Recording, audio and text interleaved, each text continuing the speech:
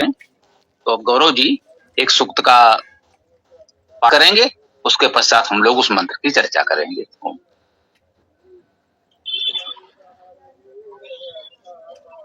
ओम ओम खम ब्रह्म। आज हम हिरण्यगर्भ सूक्त का पाठ करने जा रहे हैं। ऋग्वेद मंडल 10 सूक्त 121।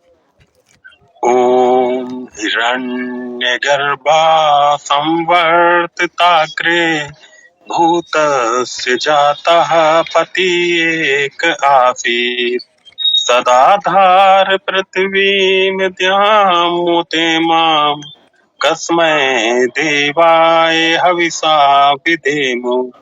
हिरण्यगर्भ ही पूर्व सम्यक सदा था समुत्पन्न सबका वही एक स्वामी। सुधारण किया भूमि को और दो को किस देव के है सुधारे हविष हम। ओम देव के है सुधारे हविष हम। ओम या आत्मदा बलदायस्य विश्वे उपासते प्रतिसमयस्य देवा। यस्य छाया अमृतं यस्य मृत्यु कस्मै देवाय हविषा विधेम। जो आत्मदाता वही बल प्रदाता जिसके प्रशिष को सभी देव माने। जिसकी अमृत में तु जिसकी परछाया इस देव के है तुधारे हविष हम। ओम देव के है तुधारे हविष हम। ओम या प्राण तो निमिषतो महित्वा एकी राजा जगतो बभूव। याई से अस्य द्विपदा चतुष्पदः कस्मै देवाय हविषा विधेम। जो प्राण से जो निमिष से महत से जो एक राजा जगत का हुआ है। जो ईश सबका द्विपदिया चतुष्पद किस देव के हे तुधारे हविष हम। ओम देव के हे तुधारे हविष हम। ओम यस्य इमे हिमवन्तो महित्वा यस्य समुद्रं रसया सहाऊ। यस्य इमा प्रदिशो यस्य बाहु तस्मै देवाय हविषा विधेम। हिमवान जिसकी महिमा सुनाते सागर सरस नित्य गुणगान गाते। जिसकी दिशाएं बनी बाहु जैसी इस देव के हे तुधारे हविष हम। ओम देव के हे तुधारे हविष हम। ओम येन दो उग्रा पृथ्वी चातुर्णा येन स्वस्थ भितम येन नाकः। यो अंतरिक्षे रजसो विमाना कस्मै देवाय हविषा विधेम। जिन्होंने किया उग्र दो भूमि को तृण जिन्होंने प्रतिष्ठित किया नाकस्वा को। जिन्होंने रजस भी रचा अंतरिक्ष से किस देव के हे तुधारे हविष हम। ओम देव के हे तुधारे हविष हम।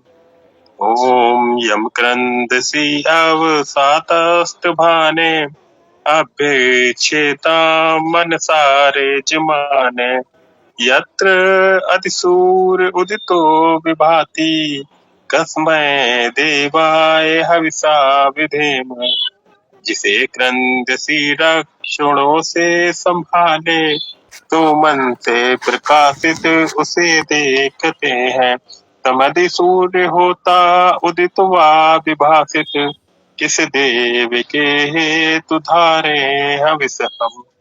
ओम देव के हे तुधारे हविष हम। ओम आपो हयत बृहति विश्व आयन गर्भम दधाना जनयन्ति अग्निम।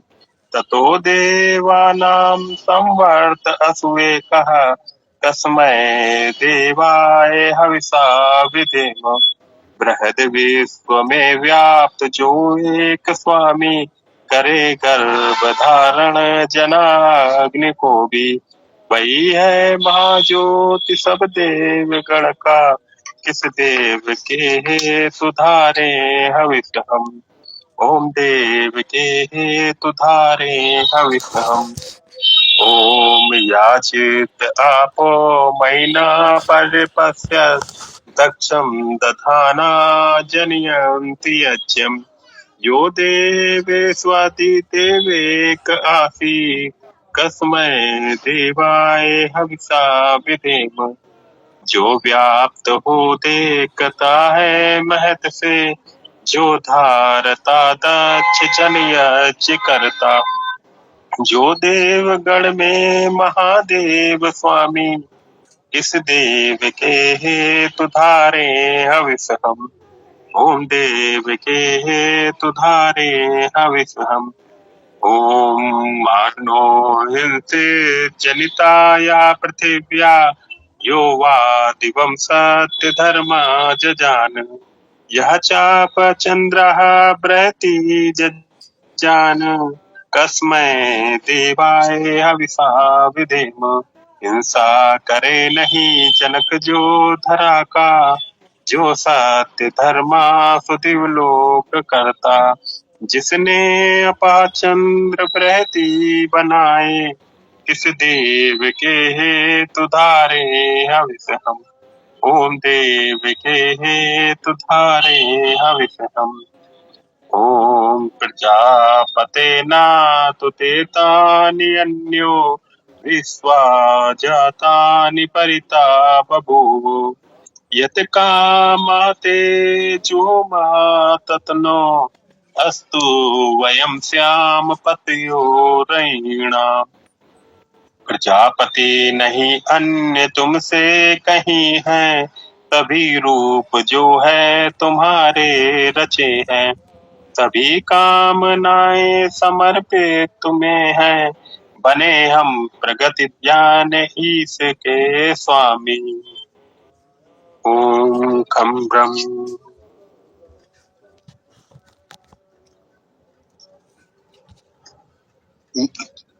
ओम। इस सुंदर मंत्र पाठ के साथ इस गोष्ठी का शुभारंभ हो। मित्रों ने कहा था इस प्रकार से वेद पाठ के वीडियो मिलें, तो वो भी एक दो मिल गए तो दे दिए। और प्रतिदिन अब इस प्रकार से पाठ करेंगे तो आपको प्रत्यक्ष मिलेगा। कि भाई वीडियो मिलेगा तो उसके अनुसार हम लोग पाठ करेंगे तो ये आपको प्रत्यक्ष सीखने को मिलेगा। आज का जो मंत्र है वो यजुर्वेद अध्याय 16 मंत्र 65 कहा गया है। 64, 65, 66 तीन मंत्र का प्रारूप लगभग एक सा है, संदेश लगभग एक सा है। तीनों मंत्रों में कह सकते हैं भावना, विचार, संदेश एक सा है। ओम यजुर्वेद अध्याय 16 मंत्र 65 पर हमें बात करनी है। जैसा कि हमने भी निवेदन किया, इसका अंतिम तीन मंत्र इस अध्याय के 16वें अध्याय के ये अंतिम तीन मंत्र 64, 65, 66 हैं और तीनों में लगभग एक सी बात की जा रही है। आइए इनको पढ़ते हैं।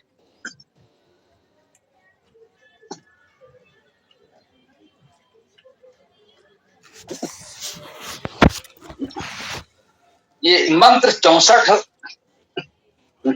ओम नमो अस्तु रुद्रेभ्यो ये दिव्येषां वर्षमिश्वः तेभ्यो 10 प्राचीर 10 दक्षिणा 10 प्रतीचीर 10 चीर 10ऊर्ध्वा तेभ्यो नमो अस्तु तेनो अवन्तु तेनो मृडयन्तु ते यं विस्मो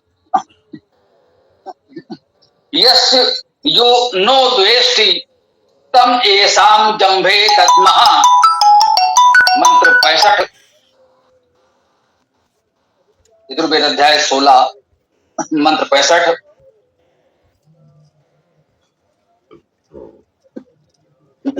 ओम नमो अस्तु रुद्रेभ्यो ये अंतरिक्षे येषां वातैषवा तेभ्यो 10 प्राचीर 10 दक्षिणा 10 प्रतीचीर 10 दशोर्ध्वा अस्तु तेनो अवन्तु तेनो मृडयन्तु ते यम दुष्मो यस्य नो द्वेष्टि तमेषां जम्भे दद्मः। इसी प्रकार से 66वां मंत्र भी है।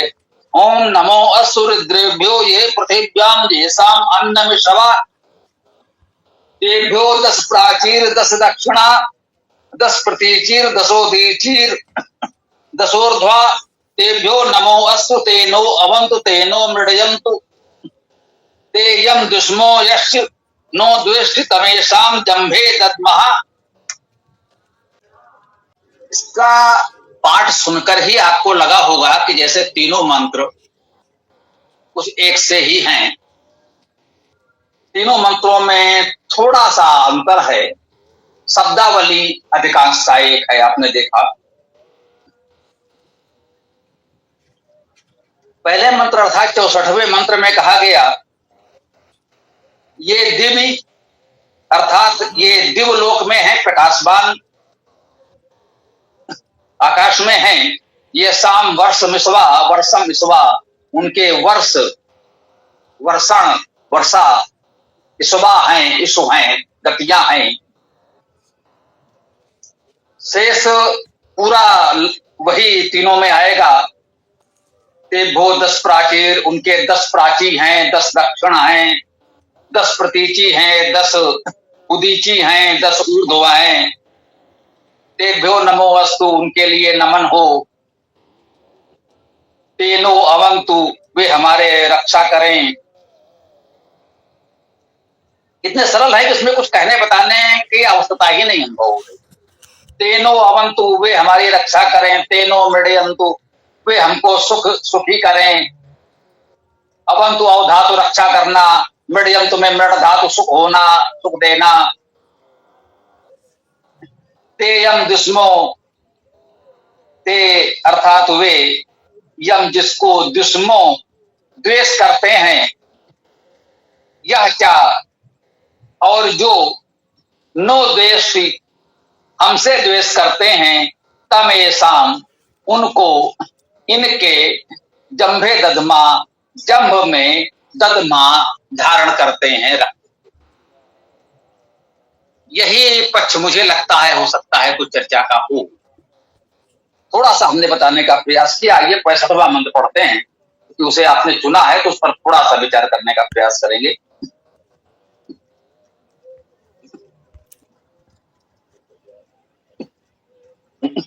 इसमें है ओम नमो वस रुद्रेभ्यो ये अंतरिक्षे येषां वाता ईश्वा। इसमें कहा है नमो वस रुद्रेभ्यो रुद्रों के लिए नमन। रुद्रेभ्यो बहुवचन चतुर्थी विभक्ति में है तो रुद्रों के लिए नमन। रुद्र बहुत से हैं, एक नहीं। रुद्र क्या है? रुद्र धातु का अर्थ है रुदन करना। रुद्र वो है जो रुदन करता है, जो हमारे दुख से दुखी होकर रुदन करता है, उसे हम रुद्र कहते हैं। इसीलिए रुद्र को प्रमुख देवत्व प्राप्त है। हम रुद्र को नमन करते हैं, रुद्रों को नमन करते हैं। बहुवचन में आया है कि रुद्र कोई एक तो नहीं होगा, समाज में बहुत से रुद्र होने चाहिए। हम सबको रुद्र होना चाहिए। एक सूक्ति है, लोकोक्ति है, कहते हैं कि दूसरे के दुख को देखकर आप दुखी होते हैं तो ईश्वर ने आपको मनुष्य बनाकर कोई भूल नहीं। यदि हम मनुष्य हैं तो यह स्वाभाविक है कि दूसरे के दुख से हमें रोना आ जाए। ये रुद्र होना है, हम सबको रुद्र होना ही चाहिए। तो और जो ऐसे रुद्र हैं हमारे समाज में, उनको नमन अवश्य करना चाहिए। नमो अस्तु रुद्रेभ्यो, रुद्रों के लिए नमन। उन सभी रुद्रों के लिए नमन करना चाहिए अब इसमें तीनों मंत्रों में पहले मंत्र में कहा गया ये दिव्य जो दिव्य लोक में है, प्रकाशमान तीव्रधातुकात प्रकाश होना आदि अनेक उत्तम अर्थ है। मुख्य रूप से प्रकाशमान ले यहाँ पर उसी के लिए कहा गया है। ये दिव्य जो प्रकाशमान क्षेत्र में है, आकाश में है, जहां सूर्य चंद्र तारे प्रकाशमान पिंड दिखाई पड़ते हैं, उसे हम वेद में दिव्यलोक कहते हैं। उसी को अब हम लोग आकाश भी कहते हैं। आकाश का अर्थ भी प्रकाशमान ही होता है, या उपसर्ग है। काश धातु का अर्थ प्रकाश होना, इसी काश में प्रा लगा तो प्रकाश शब्द बन गया। तो आकाश और दिव्य का अर्थ एक ही है, प्रकाशमान क्षेत्र, प्रकाशमान लोक कह लीजिए। लोक अर्थात देखना देखना। तो जहां से ये प्रकाशमान पिंड जहां दिखाई पड़ते हैं हमको, उसे हम दिव्य या आकाश कहते हैं, ठीक है ना। सूर्य चंद्र तारे आदि प्रकाशमान पिंड हमको जहां दिखते हैं, उस क्षेत्र को हम दिव्यलोक या आकाश कहते हैं। ये प्रकाशमान पिंड वहां दिखते हैं। तो 64वें मंत्र में कहा गया कि उन रुद्रों को नमन है जो इस दिव्यलोक में है, प्रकाशमान लोक में है, आकाश में है। ऐसे करुणाशील लोग प्रकाशमान क्षेत्र में रहते हैं। वे जहां रहते हैं वहां विद्या का सद्गुणों का प्रकाश होता है। खगोल की दृष्टि से जैसा कि हमने कहा, उस क्षेत्र को हम दिव्यलोक कहते हैं वेद में। और अगले 65वें मंत्र में कहा गया नमो अस्तु रुद्रेभ्यो, रुद्रों के लिए नमन हो। ये अंतरिक्ष जो अंतरिक्ष में रहते हैं, अंतरिक्ष क्या है पहले भी बहुत चर्चा की है हम लोगों ने। अंतरिक्षते यस्मिन, जिसके भीतर हम देख पाते हैं वो अंतरिक्ष है। पृथ्वी से ऊपर और आकाश से नीचे जो ये मध्यवर्ती क्षेत्र है, उसे वेद में अंतरिक्ष कहा गया है। भ्रमित न हो, वर्तमान शब्दावली में अंतरिक्ष उसे कहा जा रहा है जिसे वेद में दिव्य या आकाश कहा गया है। ये थोड़ा सा भ्रम हो जाता है लोगों को। तो हमें वेद की परिभाषा ये समझनी है कि यहाँ दिव्यलोक या आकाश उसे कहा जा रहा है जहां प्रकाशमान पिंड दिखाई पड़ते हैं।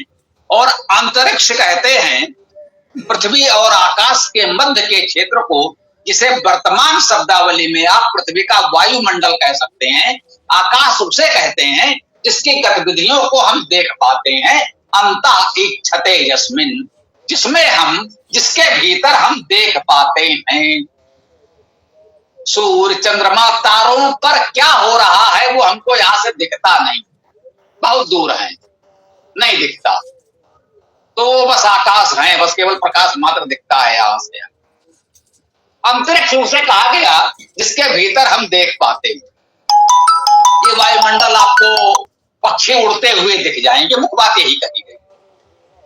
वो अंतरिक्ष जहां ये पक्षी उड़ते हैं, और पक्षी कहां तक उड़ेंगे, जहां तक वायुमंडल होगा, उससे ऊपर तो जाने से रहे। तो वायुमंडल के क्षेत्र को, जहां तक पृथ्वी से संबंधित जीवों की गतिविधियां हैं, मुख्य रूप से पक्षी कहेंगे, प्राकृतिक रूप से अब तो हमारे विमान उससे भी ऊपर उड़ रहे हैं, ये तकनीकी विकास की बात अलग है। प्राकृतिक बात करें तो पक्षी जहां तक उड़ रहे हैं इस वायुमंडल के क्षेत्र को वैदिक शब्दावली में, वैदिक संस्कृति में, वैदिक खगोलिकी में अंतरिक्ष कहा गया। तो कहा गया वे रुद्र जो उस आकाश में दिव्यलोक में है। 64वें मंत्र में, 65वें मंत्र में कहा गया है वे रुद्र जो अंतरिक्ष, जो अंतरिक्ष में है। नमो अस रुद्रेभ्यो, ये अंतरिक्ष, उन रुद्रों को नमन जो अंतरिक्ष में है। ये शाम बाता है सभा, उनके वात ही गति है। 64वें मंत्र में था ये दिव्य ये शाम वर्षम इसवा, वे दिव्य लोक हैं। वर्ष वर्षण करना, अभिसिंचन करना उनकी गति है। वर्षा जो पृथ्वी पर होती है वैसे तो देखें तो वर्षा का जो भी क्षेत्र बादल आदि हैं वो रहते तो अंतरिक्ष में है, वायुमंडल में है, परंतु खगोल की गति के अनुसार हम उसका समय आज निर्धारित करते हैं। ये ज्योतिष का विषय है। उस दृष्टि से चाहें तो इन मंत्रों को भी ज्योतिषी मंत्रों में सम्मिलित कर सकते हैं कि सूर्य और पृथ्वी की सापेक्ष गति के अनुसार हम वर्षा ऋतु का निर्धारण करते हैं कि वर्षा कब होगी। इस दृष्टि से भी कहा गया कि ये वर्षा जो है वो कहीं ना कहीं दिव्य लोक से सूर्य के प्रभाव से संचालित है। अब सूर्य ही ना हो तो बादल भी नहीं बनेंगे, वर्षा भी नहीं होगी, और सूर्य है दिव्य लोक में। तो इसलिए कहा गया ये रुद्र जो दिव्य लोक में है, ये वर्षा उनकी गति है, जो वर्षण है ये उनकी गति है। आगे कहा गया नमो वस रुद्रेभ्यो, ये अंतरिक्ष जो अंतरिक्ष में है उन रुद्रों को नमन। ये शाम बहता है ईशवा, उनकी गतियां क्या हैं, बात है। ईशवा को समझ लें, इस शब्द का बहुवचन है ईशवा, और इस शब्द में इस धातु है। इस धातु का अर्थ है गति करना। देख लीजिएगा, एक दो अर्थ उसमें और भी हो सकते हैं। गति मुख्य अर्थ है। आप धातुवाद कोश में देखेंगे तो मुझे कुछ ध्यान आ रहा है कि गति के अतिरिक्त भी कुछ और अर्थ हो सकते हैं, पर गति का अर्थ महत्वपूर्ण है। ईश्वा अर्थात गतियां। वात, वात क्या है? वा धातु गंधनयो, गति और गंध के अर्थ में वा धातु है। तो वात अर्थात गति और गंध उनके प्रभाव से हो रही है। ये जो वात है, वायु का संचलन है। वायु शब्द भी इसी वा धातु से बन रहा है, गति और गंध से। इसी वायु से ही गंध फैलती है। सुगंध हमको इस वायु के माध्यम से प्राप्त होती है। वायुमंडल में ही सुगंध संचरित होती है। तो इसलिए वात और वायु शब्द इस वा धातु से बने हैं। इसका अर्थ गति और गंध युक्त है। वात और वायु दोनों आप जानते हैं, लोक व्यवहार में भी पर्यायवाची हैं। वायु को ही वात भी कहते हैं, वात को वायु भी कहते हैं, जैसे चाहे समझ लें। तो कहते हैं कि जो रुद्र अंतरिक्ष में है, वात उनकी गतियां हैं, विश्व हैं। देव्यो 10 प्राचीर, ये आगे के चरण तीनों मंत्रों में है।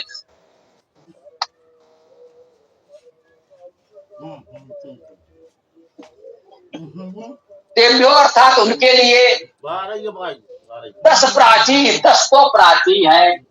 अब देखिए, प्राची का सामान्यतः अर्थ हम मान लेते हैं पूर्व दिशा। तो हम तो कह देते हैं पूर्व दिशा। 10 दिशाओं में एक दिशा पूर्व दिशा, 10 दिशाएं भी मानी जाती हैं, ठीक है। उनमें एक दिशा पूर्व दिशा। ये कह रहे हैं 10 प्राची। 10 प्राची तो पहले 10 पूर्व दिशाएं। अब इस गुत्थी को सुलझाना होगा, समझना होगा। 10 प्राची, 10 दक्षिणा, दक्षिण दिशा भी 10 है। 10 प्रतीची, प्रतीची पश्चिम को कहते हैं, तो पश्चिम दिशाएं भी 10 हैं। और 10 उदीची, उदीची अर्थात उत्तर, ये भी 10 हैं। 10 ऊर्ध्वा, ऊर्ध्व अर्थात ऊपर, ऊपर की दिशा, ये भी 10 हैं। जो रुद्र हैं, रुद्रशील हैं, करुणाशील हैं, उनके लिए दिशाएं भी 10 गुनी हैं। हम एक पूर्व दिशा को लेकर विचार करते हैं। उनके लिए पूर्व भी 10 है, पश्चिम भी 10 है, उत्तर भी 10 है, दक्षिण भी 10 है, पूर्व भी 10 है। सभी दिशाएं उनके लिए 10-10 है। अब इस 10 को संख्या में लेकर गणना करें तो अर्थ करना कठिन होगा। भाव की दृष्टि से लें, बहुत है। उनके लिए ये दिशाएं बहुत हो जाती हैं।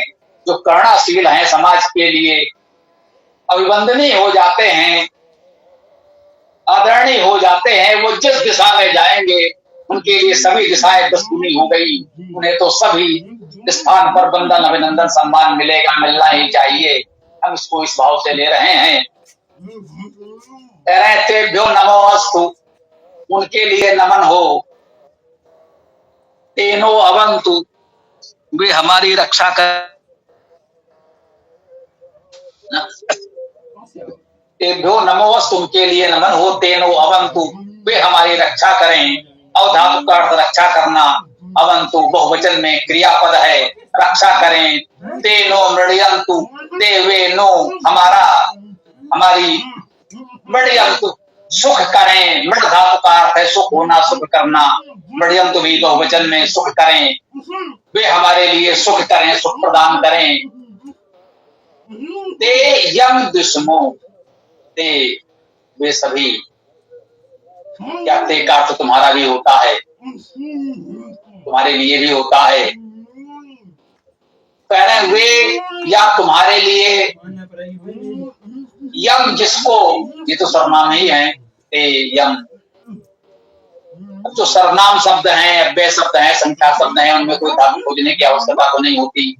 उनके अर्थ तो निश्चित होते हैं, सब जानते मानते हैं। ते यम, वे जिसको दुश्मो द्वेष करते हैं। ते उनके लिए कह ले, तुम्हारे लिए कह लें, तुम्हारे लिए जिनसे द्वेष करते हैं।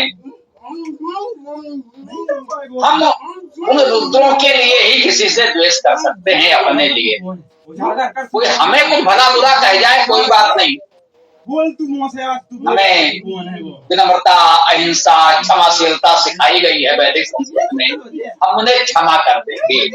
लेकिन ऐसे रुद्रों को, जो समाज के करुणाशील लोग हैं, जो दूसरों के दुख से दुखी होते हैं, उनका दुख दूर करने का प्रयास करते हैं, जो कहा गया तेनो अवंत तेनो मृण्यंतु, जो हमारे रक्षण करते हैं, जो हमें सुखी करते हैं। अब कोई उनके लिए अनुचित बात करेगा, उनकी निंदा करेगा, उन्हें कष्ट देगा, तो फिर ऐसे से प्रेम करना तो बहुत कठिन है। हो सकता है कुछ सर्वोच्च स्तर के ऋषि महर्षि ब्रह्मर्षि हों, जो उनके प्रति भी क्षमाशील करुणाशील हों, जन सामान्य तो नहीं हो सकता। जो ऐसे भले लोगों के लिए, रुद्रों के लिए अनुचित व्यवहार करेगा, कहते हैं ते यम दुष्मो, तुम्हारे लिए हम उनसे द्वेष करते हैं। हाँ, करते, जिनको द्वेष करते हैं, यह क्या और जो, यह जो क्या और, यह क्या और जो, नो द्वेष, हमसे द्वेष करते हैं। जो ऐसे रुद्रशील करुणाशील रुद्रों से द्वेष करते हैं, सो करेंगे ही, क्योंकि हम तो रुद्र हैं, हम समाज का हित सोचते हैं, और वे हमसे द्वेष करते हैं। तो जैसा कि हमने कहा, हम सामान्य लोग हैं, कुछ अति विशिष्ट महापुरुष, युग पुरुष हो सकते हैं, युगों में कोई ऐसा जो उनको भी क्षमा कर दे। जन सामान्य तो नहीं करता, कर नहीं सकता। वेद ऐसे अकल्पनीय आदर्श की बात नहीं करता, वेद व्यवहारिक जीवन सिखाता है। इसलिए उसने कह दिया यश्चानो द्वेष्टि, जो हमसे द्वेष करता है, रुद्रों से द्वेष करे, हमसे द्वेष करे। यम दुष्मा, जिसको हम द्वेष करते हैं, वो भी कहा तम उसको, जो ये द्वेष करने वाला है, उसका क्या करें, तम उसको ये शाम इनके, इनके किनके, इन रुद्रों के, जो इस प्रकार से सबसे द्वेष करने वाले हैं, हमसे द्वेष करने वाले हैं, इसलिए उनसे हमें भी द्वेष हो ही जाता है, क्योंकि हम साधारण लोग हैं, इतने महान ऋषि नहीं हैं। उनसे हमको भी द्वेष होता ही होता है, थोड़ा बहुत तो होता ही है। तो कहते हैं तम, ऐसे द्वेष करने वाले को, तम उसको, अर्थात ऐसे द्वेष करने वाले को, ये शाम इनके अर्थात रुद्रों के जंभे, जंभ में, ये सप्तमी विभक्ति एक वचन है। जंभ शब्द का सप्तमी एक वचन में जंभे शब्द बनेगा। जंभे अर्थात जंभ में। अब जंभ क्या है ये हम समझे। पहले तो व्याकरण से इतना ही समझा, जंभे का अर्थ है जंभ में। जंभ कुछ भी हो। दध महा, ये दध धातु का अर्थ है धारण करना। दधमा अर्थात धारण करते हैं। इन देश करने वालों को हम उनके उन रुद्रों के जंभ में धारण करते हैं। अब जंभ क्या है केवल यही समझना रह गया। जंभ धातु का अर्थ है भोजन करना।